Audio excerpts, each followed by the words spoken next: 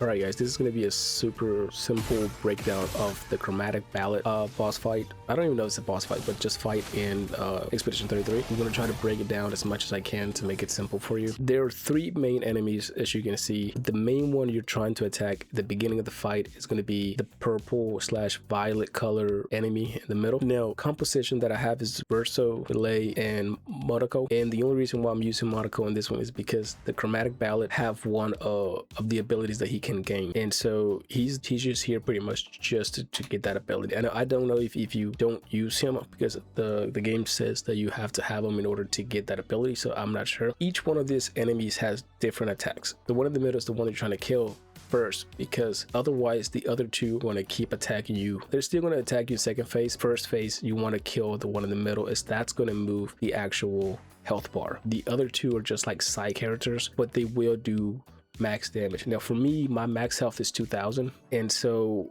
they're one-shotting me the whole time. Now it took me a while to figure out how to kill these bosses, but keep in mind, any enemy that floats or hovers, which I think is the same thing, any enemy that floats will not take physical damage, or will just dodge it, or they might hit one or two, but they won't pretty much take damage. So since these enemies fall into that category, you kind of just want to use your firearm, have as many Lumina or Pictos that are going to multiply your mark ability, so that either the mark stays longer after the fact, or just gives you fire damage or multiplier damage. I have Melee, and she's typically the one that's dealing the most damage, and so is Verts. And because I also have the Roulette Pictos, they can all kind of cap at the max right now, which is 9,000. This typically allows me to use her at max strength, and then Verso to also use max strength.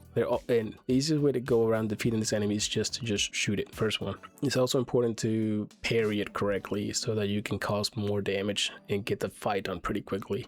And since the one in the middle is kind of the most important one to try to eliminate, easiest way to do it is just to watch for her to turn back, and then when she turns back, you're just gonna do like a little countdown of like 1, 2, 3, and then parry, or wait and then parry. And she does the same exact attack back to back. She never changes it, so it's easy to, or I don't know if she does another attack, but for me she only did one attack and that was it. The other two do have different attacks that you got to watch out for, especially the orange one. This one has up close attack and almost like a drive-by attack, and the timing for this one is super delayed. Even the icon to jump is delayed, so when the icon appears, that's not the right time to jump. The right time to jump is going to be almost when she's about to come hovering right next to you. Then you jump, and at that point the icon has disappeared, and then counter with the attack. Her second type of attacks are with her sword, and you really don't want to,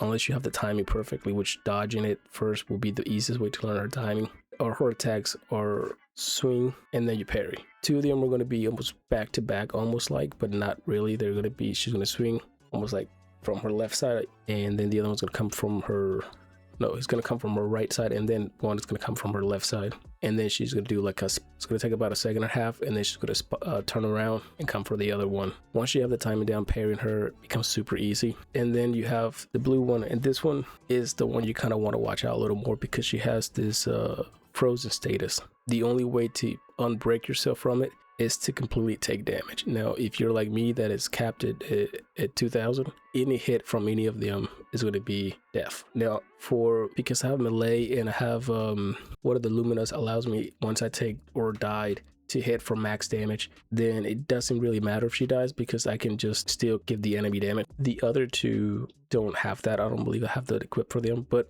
nevertheless gives damage if she dies. And then when she comes back, I can put her in virtuoso stance and use the roulette, the marksmanship, and all these different Lumina, get my damage back. So it's not, and if she keeps dying, all I gotta do is keep reviving her. The blue one has a status that does the frost, and like I said, you can move, you can't do anything once you're frozen unless you take damage. So that's a single attack, and she typically leans back again, is there for like a second or two, then she attacks. You just want to dodge that. I wouldn't even recommend parrying, just because if you miss the parry, or even if you miss the dodge, you will be frozen and you most likely will perish in that once the next attack comes in. As you can see, my critical with this one, even though it's high for other enemies, for this particular enemy, for the Chromatic Ballet, I really don't have a turn, especially since all of my enemies or my teammates were down at this point.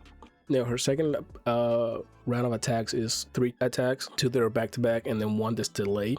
That one's a little harder to either parry or dodge, just because they don't really have like a load up. She just kind of hovers and then shoots 2. So you just gotta go back to back parry and then wait and then like a second and parry. Now the reason why you want to parry all of them and you want to dedicate your fire shots to the middle one at the beginning. The middle one, like I said, it's going to move the health bar and eventually pretty much end the fight. And then from that, you go to second phase or half second phase, and then you have to eliminate the other 2. But if you're parrying throughout the first phase and putting half damage, so instead of shooting directly at them, you just parry and give them damage like that.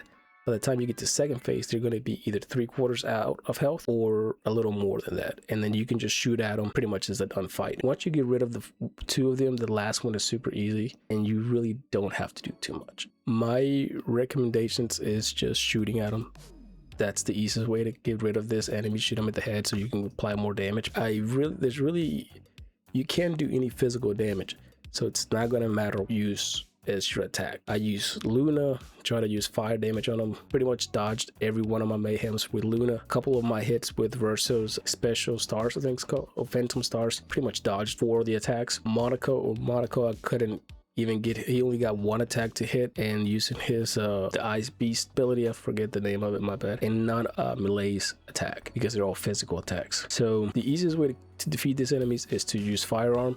Have as many stacked up bonuses on your firearm as you can, especially fire, so that you can continuously burn them. Parrying, dodging the ice attack from the blue one. The other 2, like I said, they're easier. Once you have the timing down, it's easier to do that. Now, if you don't know when the timing is correctly, when you're dodging is going to have a prompt that's going to come up and it's going to say dodge or dodged. When you have a perfect dodge, that means that's about the same timing as parry would be, which means if you're getting multiple back-to-back dodges that are perfect, then you know you're okay parrying that enemy. So keep that in the back of your mind. There's really nothing else that I can say that's going to help you besides learning the timing. I would start the fight with the mentality of getting my timing through dodging first, and then once I get multiple parries through all 3 enemies, then I would start parrying just to make it easy. Make sure you bring as many reset at some point with a flag and get all your health back and all your revives. I didn't do that, so I got screwed, but eventually I went back, reset, came back, and since I had game plan, I guess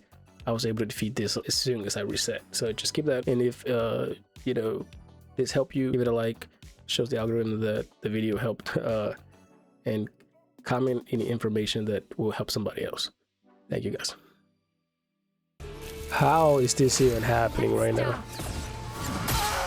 Freeze might be the single shittiest fucking... Yes, send them in. Maybe we can beat it with this team. Take your shots. Nope. Out of the gates, fucking losing.